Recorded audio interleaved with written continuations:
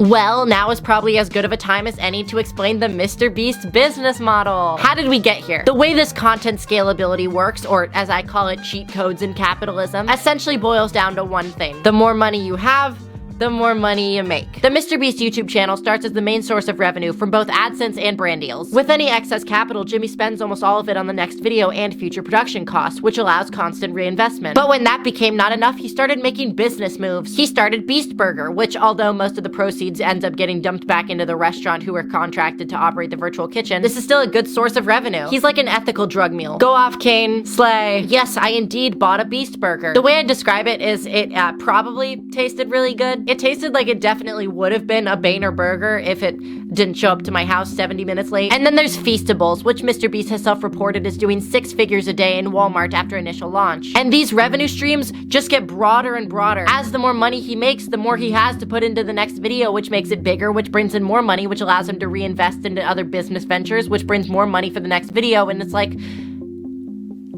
well, I guess it's a pretty normal practice, but applying it to content creation is next level. Local woman discovers capitalism. Appears deeply confused. This is why Mr. Beast is not just like me for real. He's not. You go from making money, spending money, to making money, losing money. Yeah, on some videos. On some and then videos, other videos right? have to make money to make up for it, yeah. So I guess I was going to ask you, like, when did you get that comfort level of saying, I'll actually spend...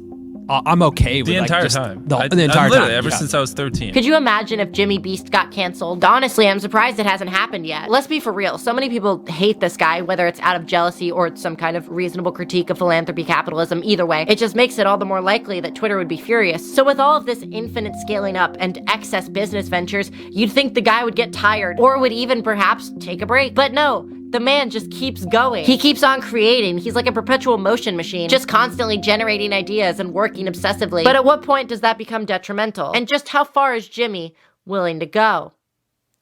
Also, how much Adderall does that man take? Oh my God.